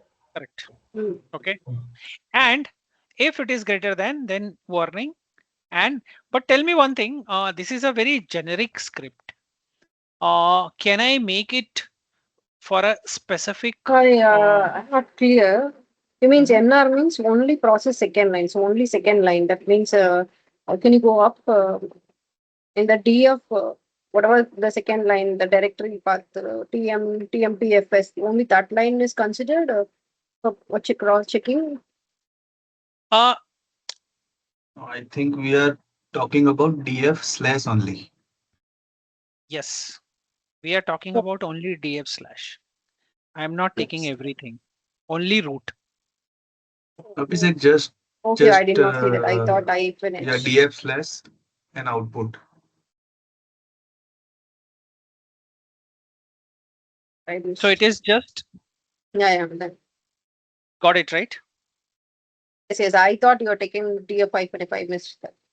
No, no. Okay. I have few more things. I will go little little fast. Don't worry. Don't mind it. Huh?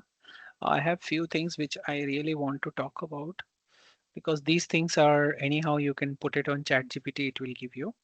But function is done. Service check is done. Disk usage is done. Ha. Redirect. Why DBA should bother about redirect? Very important thing. Very very important one. Whenever you are writing a file and you want to send anything happens or any command you are executing, you want to capture the output of that particular file.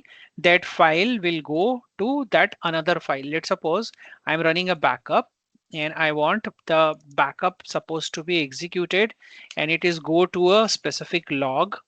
So let's suppose cat backlog. So I'm getting backup completed. Okay. If I run it again one more time, what will happen? It will simply replace the line and it will show me the same thing. But in the same way, if I'm using double double redirection, what it will do? It will append the line. So now, can you see this? The difference between single redirection and double redirection? Single redirection will always replace the value. Double redirection will always append the value. I have executed 5 times. If I execute it one more time, then see one more line. How to see the one line? WC word count minus n line wise. 6. If I execute one more time, now it will be 7. If I execute it one more time, now it will be 8. Mean to say single redirect sends whatever first execution result to the directory, to the log. Double redirect, whatever happens in the first part or in the first command will append it to the particular log file. Here it's just a single operation that I'm doing. It can be multiple operations also. It can be multiple operations. Mean to say I can write multiple things. Let's suppose I want to send the date as well as I'm writing something else also. Okay. So what I can do, I can say, and also I will say date and I will say, what should I take? Date is done, time. Let's take time. See this? So what I'm doing, I'm sending whatever I am executing, I'm sending it to my particular backup log file. Okay. Getting my point. And if I run it one more time, sorry, echo time.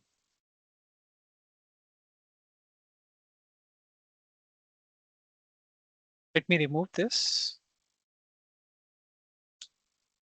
Now it is going. Now let me do one thing.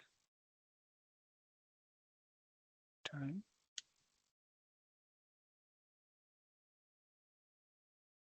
Semicolon.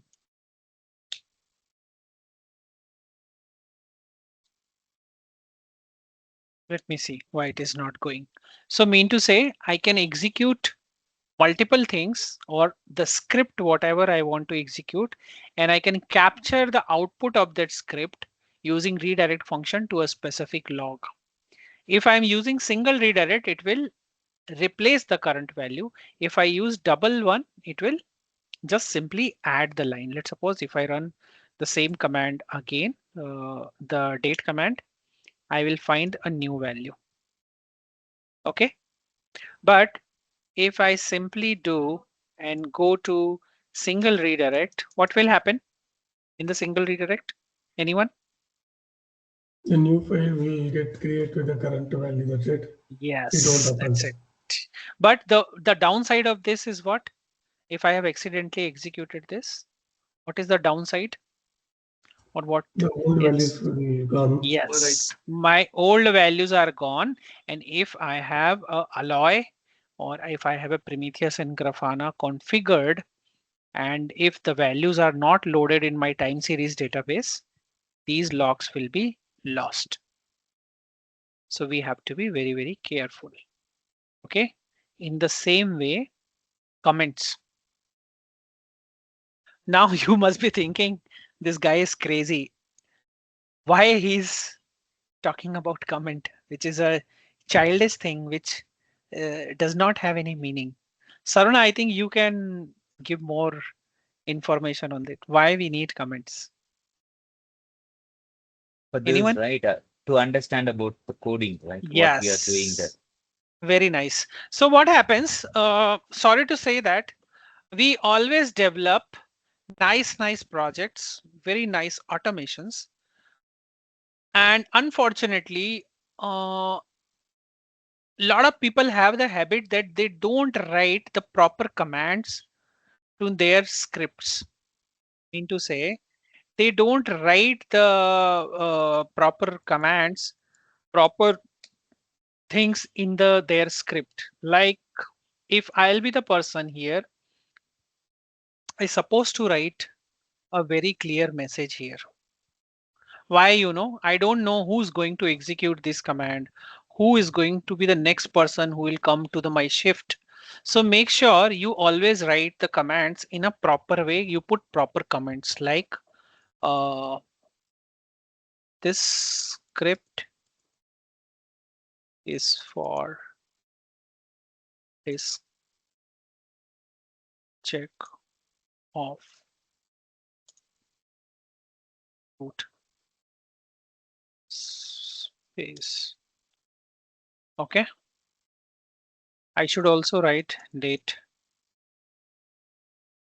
version for which project I have created this script. Version 1 added root. Whenever you are altering the script, always write in this next version added comments. Version 3, I did some changes on if condition, and make sure if you can put some date also like this. Make sense? Why we are managing all these things if we have GitHub?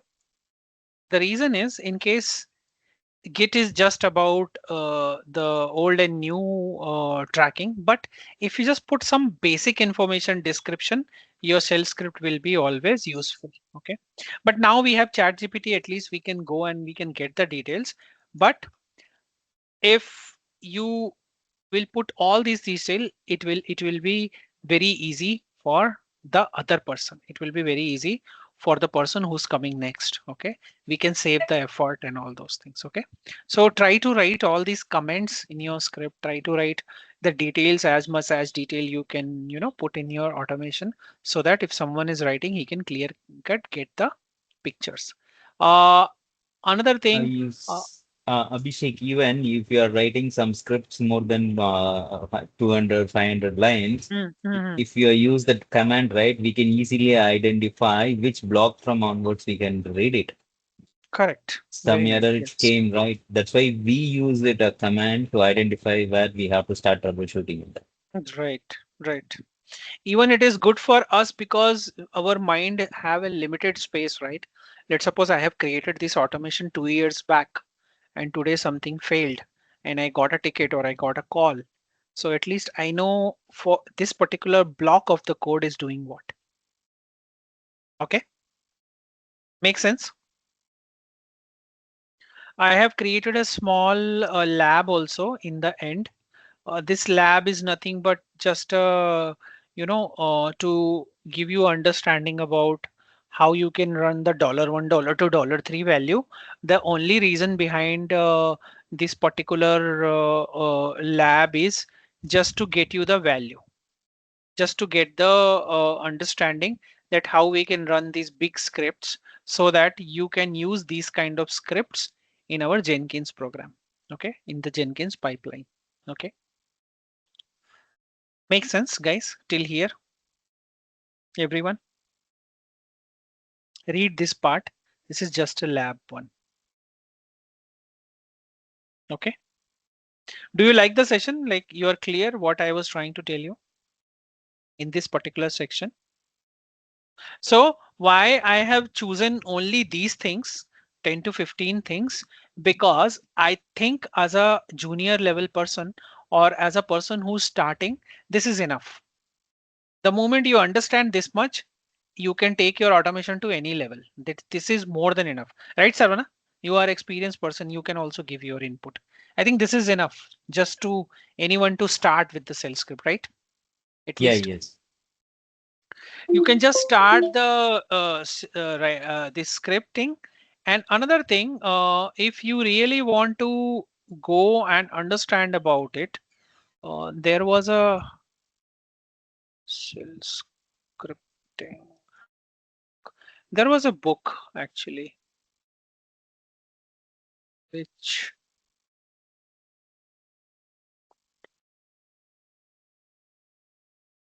it's an online website where uh, you can go and do the shell script practicing. Shell script practice online. I give you that one. I think Launchel is the one.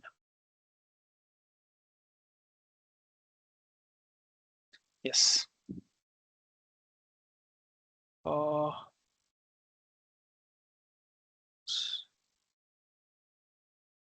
so there are thousands of websites which provides you the basic lab. I forgot the name. It is very good one,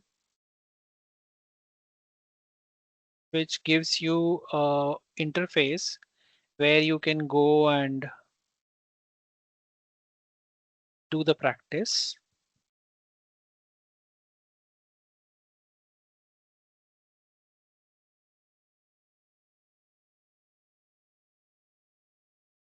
Not this one. Okay, I will send you one link. You just go and start the, you can watch that and complete all the exercises. It is free of cost. Okay. Why I'm telling you to do the shell scripting exercise? If you go to any Google jobs, right? Coding round. if you go to any Google coding round, they are sometimes asking like which scripting language you understand. Okay, so in the first round itself, they will give you some coding related challenge. Okay, and you have to uh, write the code. And trust me, code is very, very easy. Very, very easy. It's not like they are asking you something rocket science. It is very, very easy. So in that round, sometimes you get a interactive website. There some command will come, there some question will come, and there will be a black and white screen where you have to go and write the script and just go to the next topic like that. So they will give you lot of like 10 to 15 uh, 10 to 15 questions, and you have to do it. Let me find it if somewhere if I can get it like Google shell scripting questions.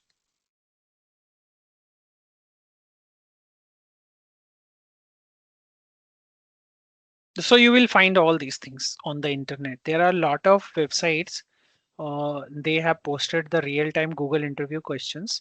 So that's why I want you to at least understand one language properly. I'm not, the expectation is not like you go and understand everything from the, end to end. No, I don't want you to do that. At least start it. I know we have ChatGPT, which can do everything. But trust me, if you understand all these languages from the basic, right? The first thing is like at least if ChatGPT is giving you any bad code, right? Bad code, at least while reading the code, you can avoid the accidents. That is the first thing I want you to. Second thing, some companies are doing basic coding round. And these coding rounds are very, very easy. I have seen DBAs are unnecessarily getting worried and they are skipping this and they are not going for these jobs. The moment you understand this coding round for specifically for DBA, DevOps, SRE, platform engineers, they give multiple options. Most of the time you will get three options: Shell script, Python script, and Golang. Where Shell script is the easiest one and the Python is also easiest one. You can try. Okay. Make sense? Why we are talking about all these things? Everyone? So what is next? What is next? Once our shell scripting is ready, what is next? The first thing is tomorrow I will going to talk about Python in the same way. I will explain you about the Python. Once my Python and shell is ready, I will take you towards the Jenkins. Under the Jenkins, we are going to focus only on two parts. We will limit our learning so that we are not getting confused. Freestyle pipeline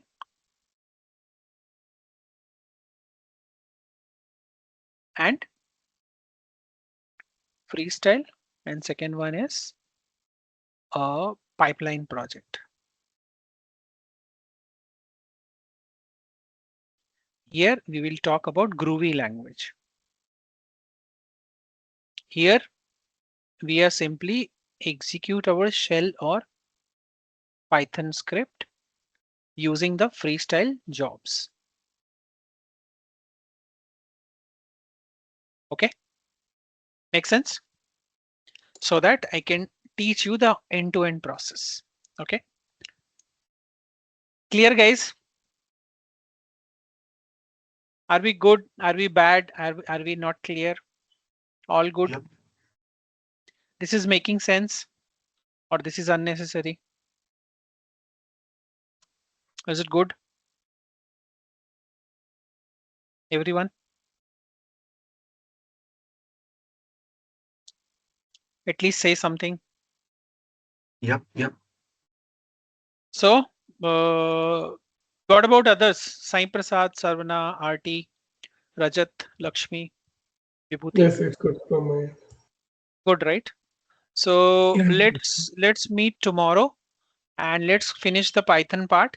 Python again, I will not bombard it with the knowledge. I will not going to give you all the rocket knowledge.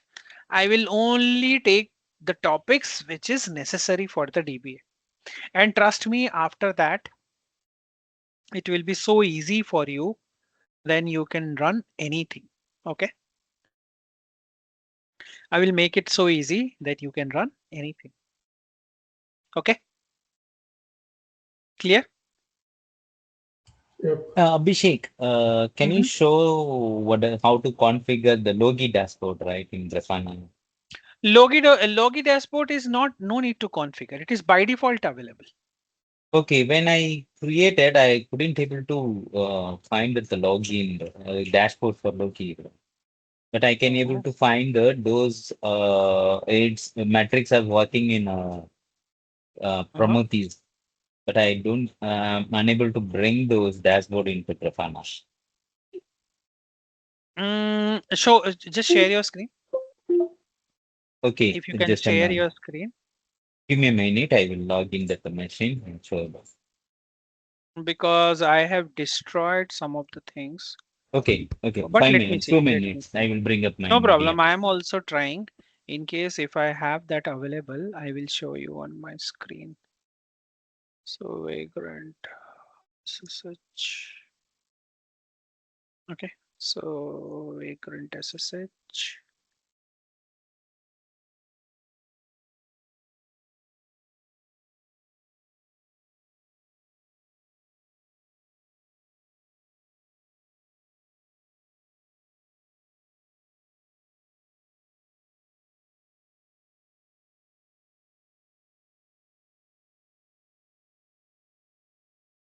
Fixed 1.74.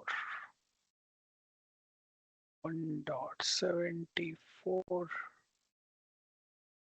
So what is the port of Grafana? 3000, right? Admin.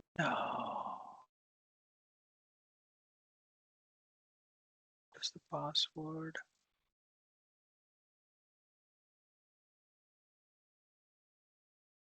Grafana.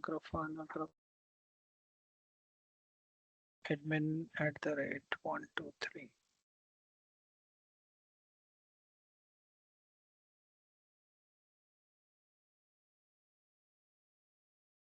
Invalid password. Grafana admin password. Admin @ 123. Let me see like that. So name admin. So see here. Explore. And here you will see this, right? Your dashboard, right? Saruna? Saruna, you are seeing my screen? Just a minute. Just I went to bring up my DM. Hmm. See this? I can select any value. Luckily, my database is up, so I'm getting all the output.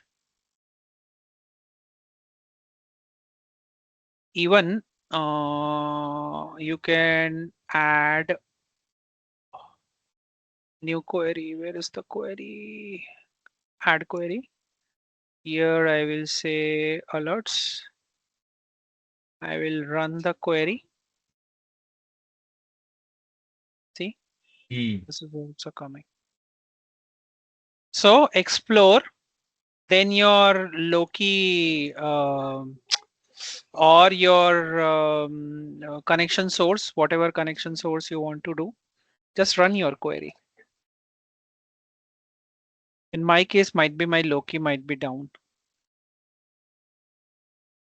Even you can run it on your Prometheus one also. See this?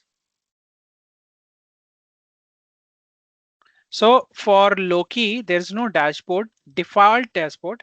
You can run it here, but in case I will give you another information which you can use it in case if you are not willing to like this. There are dedicated Loki dashboards are also available which you can configure. Loki dashboard Grafana. Let me take it to the Google.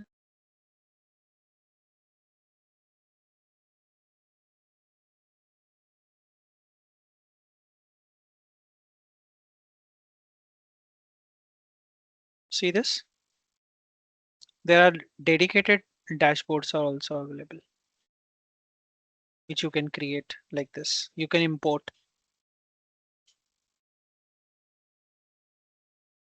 Sarana, see this? Sarana, Yeah, am yes, I I audible? can see that. Even in your setup, you can go and you can import this. So what is the number? Let me get the number. Copy the clip ID. This is the number. We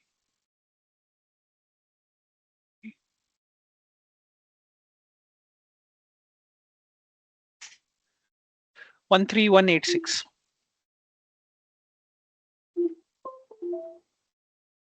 Let me see if I can export it. But if any error is there, I have to fix that. It's not an issue. But my target is down currently. So new import load and Loki 4.2 was our source, right? Loki 42 Prometheus. This is one import. I think it will error out because my Loki targets are not running.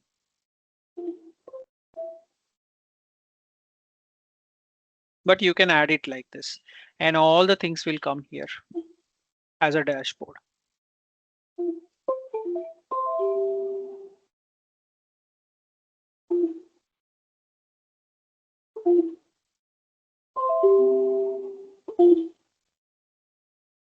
Savna, Yeah, yes, Abhishek. you are Just a minute. bringing here. Yeah, I brought up my VM. I will show that. Can you help me on just a minute? Yeah.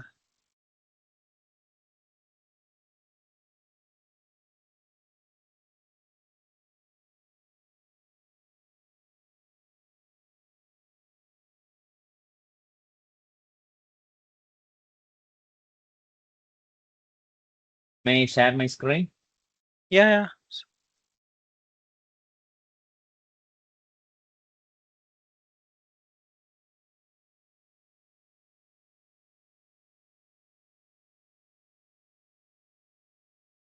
Yeah. 1 second, Savna. I'm watching another screen. Let me go to this screen. Yeah.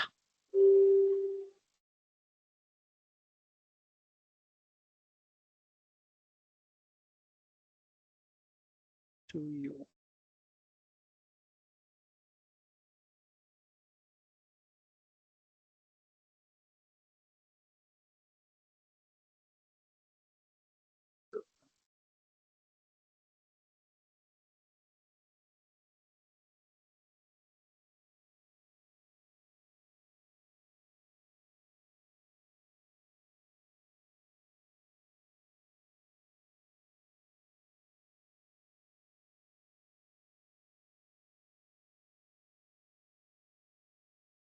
Okay, now how I can import the Loki, right?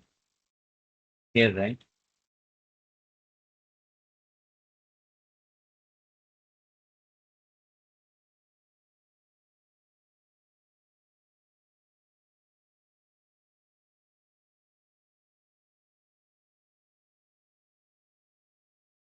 Abhishek? Sorry. I was talking in mute. Okay, okay. Is that So right? go to levels, select levels. This is right. This is right. Level filter. No. This is right. This Okay. is outline. Go to level Label. filter. No, just click here. Host. Let's suppose you want to see the host only. Just run the query. Run the query. Don't put the value. Just run the query. On top, there's a on top the blue screen. Run. This one? Go to no. Very low. In the same Here, row. okay. Here in Run the the right. query. Run the query. See this? Okay. Also, there is a dashboard. I think you have the working one, right? Can I give you the dashboard number? You try to Yeah, import it. yes. So let me give you the dashboard ID. 13186. Where from the dashboard, right? Dashboards. New Import. import dashboards. 13186. 1313186. Load. Now define your DS Loki data source Loki. Define your Prometheus one. Yeah. Import. That's it. Import. No data. Okay. 1 hour. Change from 1 hour to namespace. Select the namespace. It's Do empty. we have empty? So do the last 1 hour. In the where? Which one? Change the last 1 hour to the sorter value. This one. Just 5 minutes. 5 minutes. Oh, it Refresh.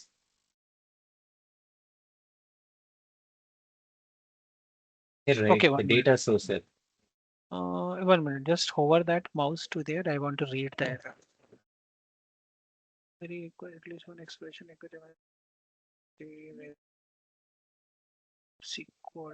to start. Go to your prod all. Do you see any value on the Where? up on namespace workload prod is there, right? Just see Yeah. the Nothing is coming. okay. Then I will correct this dashboard like I corrected the last one, right? With the help of ChatGPT, I will correct this. Okay. So if your dashboard is working fine, you're supposed to see the dashboard like 1 second. I will give you the dashboard number also so that you can see.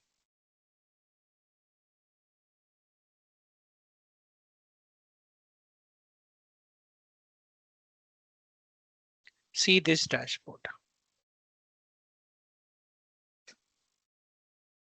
This dashboard. Open this dashboard. If everything looks good. Did you send through chat? Yes, I have sent by chat.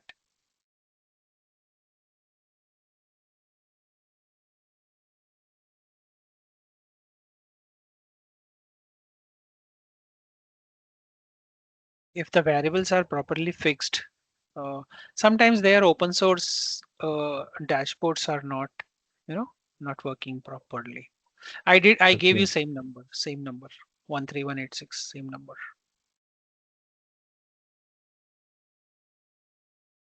I will fix it and push it on the GitLab better. Okay. In Mostly that way, right. Which are the comes with the tag that one needs working. yeah. Sometimes it happens, or might be our Prometheus might be higher version, and the time they have configured it might be not working. You can try other dashboards also, Loki dashboards.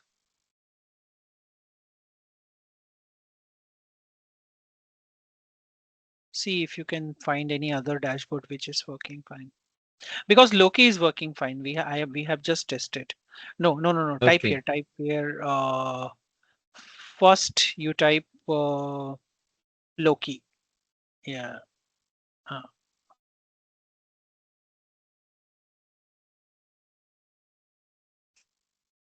We are using Alloy, right? You are using Alloy or POMTEL? Yeah, I like. Just go down and see any Alloy one is there. Or type it Loki Alloy. Or just type Alloy.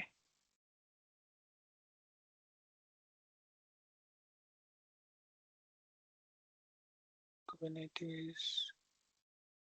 Yeah, this what is this Postgre monitoring dashboard? Does it have Alloy?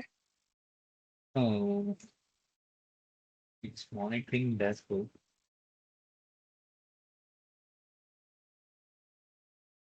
It is there. Alloy is there. I have just read. Go on top. Yeah, Just I like export PostgreSQL. this. Yeah. Export this. This might work. At least we'll get idle transaction in period like that. Yeah. Import.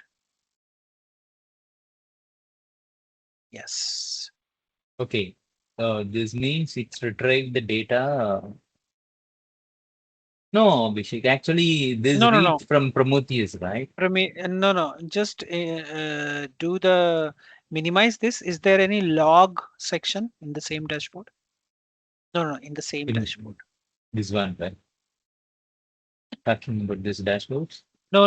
The dashboard which you imported just now. Okay. Does it have anything which automatically takes the logs? Go down. Go down. And that's That's all. Go to your dashboard from where you are finding the dashboard, open source dashboards. No website. Yeah. Type data source as a Loki or Alloy Here, right? filter. Yeah. Alloy is there. Alloy is not there. Loki.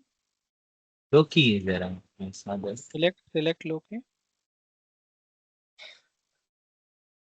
This one. Just take it. Let's see if it is working because might be Raspberry monitor, some Alloy model, pipeline modify. demo. Okay, just go this or maximize it.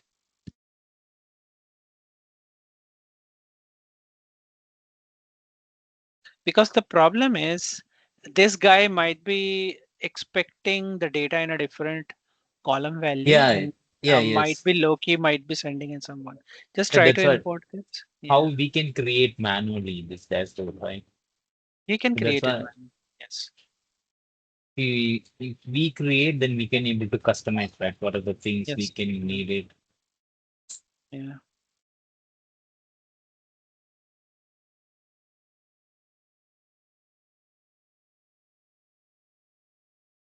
While pausing, we are not collecting data for this detail, right? Might be. Reduce the timing to just 5 minutes and refresh rate to 1 second. 5 seconds. Might not be, yes, we were not be because parsing looks okay. It means file is Yeah. getting parsed. Yeah. You can use ChatGPT also. Nowadays, ChatGPT is. Can you go to ChatGPT? I'll These show and you all how. is working. Yeah. These are working. Yeah. Go to ChatGPT. Go to ChatGPT and just say make a Grafana dashboard for yeah ChatGPT. Make a Grafana dashboard. Make a Grafana dashboard in JSON. In JSON for what is your source? Loki, right? Loki. Loki. Uh, Loki. And Loki is parsing what? Alloy, right? Yes. So for Loki, where source for Loki, where Loki source is Alloy logs for Postgre database. Loki source is no, where Loki source is Alloy for Postgre database. This is alloy for Postgre database logs. Database. Yeah. Enter.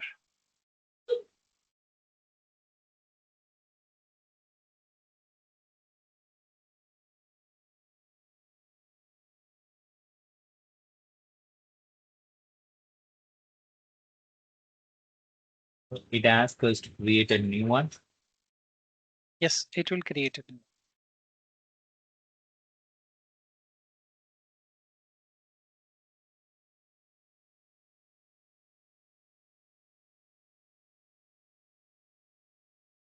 Import JSON from format. I don't think it will work, but no problem. Let it finish.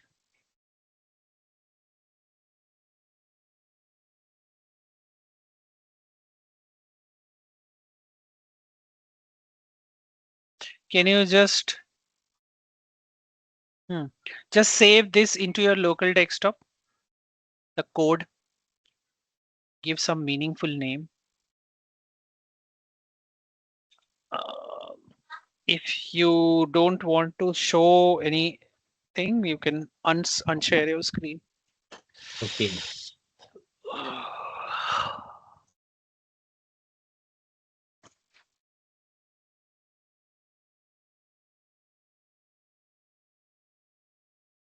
No, first save it to a notepad and yeah.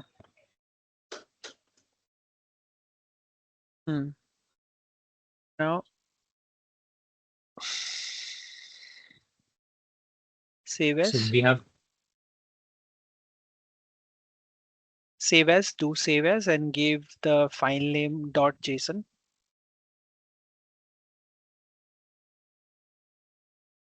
Give something like meaningful name. ChatGPT has given you a name, just copy that name. Very nice name. Yeah. look. This one. Oh, Yeah. those will create it. Save. Now go to import dashboard. This we might need to adjust it again and again. So don't think that Yeah. sometimes it works in a now load and give the value from where you saved it, the file name where you have saved it. Fine. That's dashboard. Yeah. Expected to Okay, take the snapshot of this. Take the snapshot. No, the error snapshot. Yeah, Load it's again. gone. No problem. Import. No. Yeah, upload the file again. Okay. Can I take the snapshot quickly? I can take. Just import again. I will take the snapshot.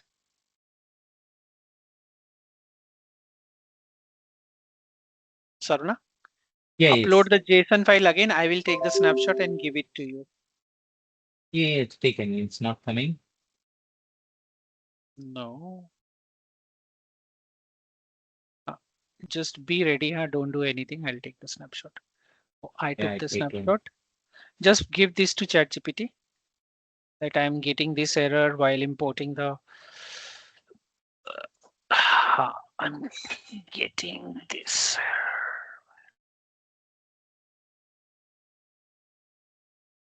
Is it fine? Yeah.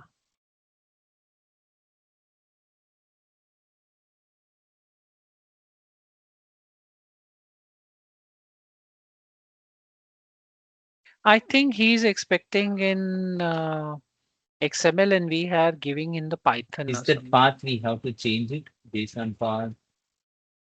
No. No, I don't think so. Mount data. No. This is not a JSON file. Looks like. Okay, Okay. what he said just now. It's a Python file, right? Tell him that I'm importing this JSON from. Okay, what is this? Download the It asks to fixed bucket. download. Just download this. No. Okay.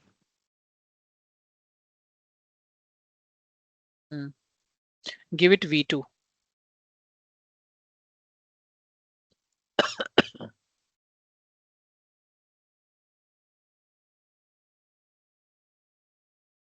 Now try to import it.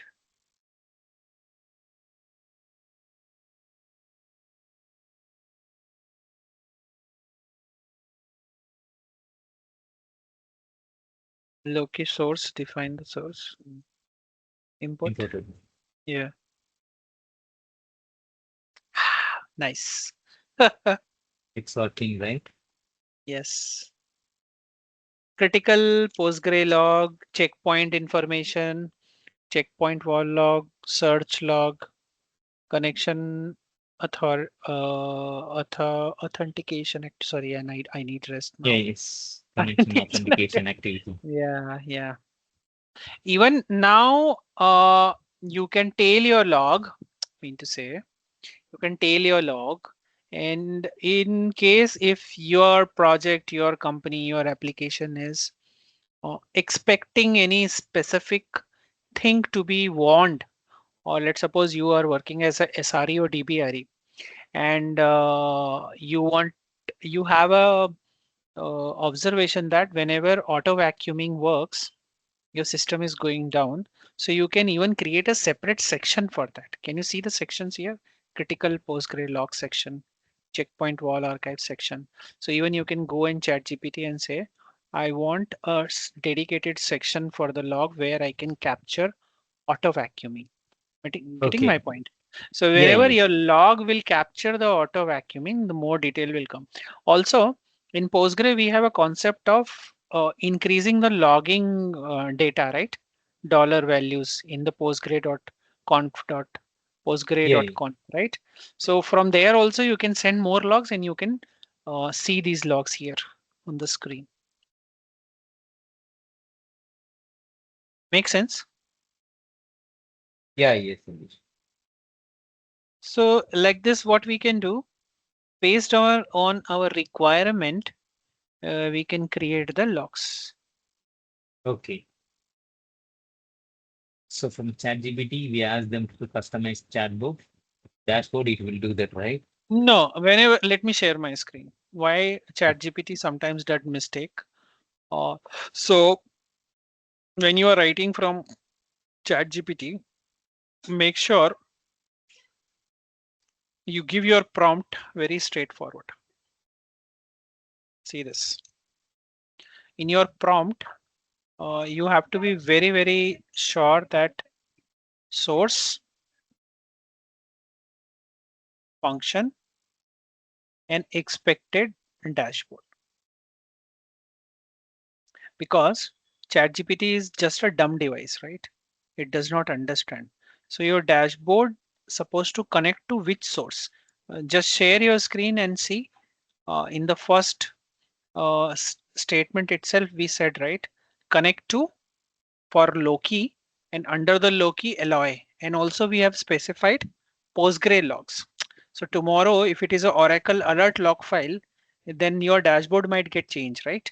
Getting my point? Yeah, yes.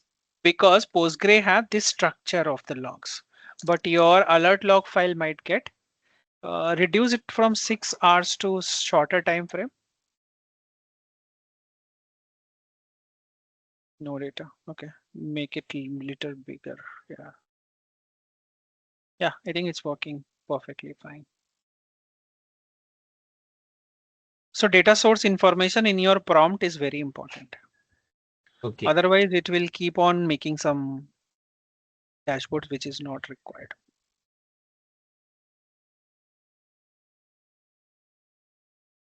Guys, clear what we did? Others? Yes, Abhishek. Clear, right? So, Saruna, whatever you did so far, it's a part of which specific thing? It comes under where? Comes under DBA, right? site reliability and DBA related thing. Now, you can go one step further. Now, as an assignment, if you want, try to configure alert manager on top of it. So Okay. whenever whenever users are getting connection event failure, you're supposed to get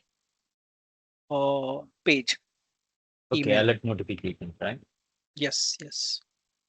For that, we have to Where configure the what is the alert management in the server level. It's monitoring yes, server. We have to configure or all configure it. No, only DBA on and monitor, monitors.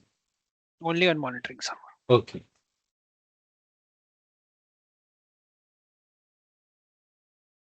Okay, I will check the. Okay. Anyone else? Any question?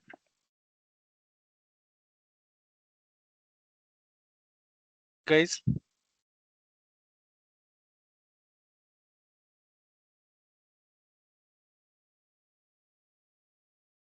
Are we good?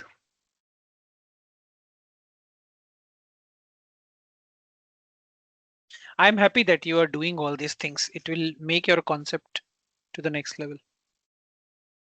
Yeah, yes. Actually, I'm planning to build the same Grafana for Oracle database. Ah, it's very easy. Yeah, yeah. Very, very easy.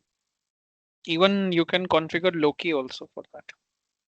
For Oracle, right? Yeah, yeah. Same Okay. concept. You have to just parse the log, right? In the log, you can put anything. The only thing is you have to be sure that what your log is getting parsed. What is the architecture of your log? Nowadays, you Okay. have a chat GPT. It is very good. When you are writing your prompt, at least give one log file also, sample log file to chat GPT. Okay. Okay. So that what it will do, it will get the columns of your alert log file and also say your source is Prometheus for Oracle and Loki Alloy. Loki Alloy. You learn. You mentioned like this that Loki is getting the log parsed by Alloy. Otherwise, Okay. it will do mistake, and then you will get a dashboard. Very nice dashboard. Patching dashboard also you can create. Very nice patching dashboard. So But these how are many? monitoring, right? Yes, because Saruna, tell me one thing. How many people Google can hire? How many things Netflix can hire? They can't hire many people, right? So Yeah. how they are managing these big infrastructures like this only? Everything is dashboarded. Every things are created very beautifully so that a person is just sitting in front of the computer and just doing the monitoring.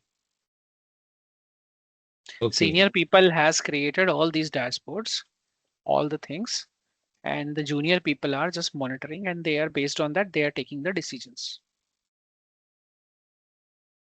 That's all. Okay. Yeah. Okay. And if you people are interested, take this knowledge to the next level. You can configure more exporters. Prometheus has thousands of exporters to research about. Okay. Okay, guys. I'm sorry for taking 46 minutes extra, but I thought it is important. I'm so sorry. So let's talk tomorrow with Python. Okay. Okay. Yeah, Abhi. Yeah. Okay. Thank you, Abhishek. No problem. Take care. Have a great evening to everyone. Bye. Thanks, Abhishek. Bye.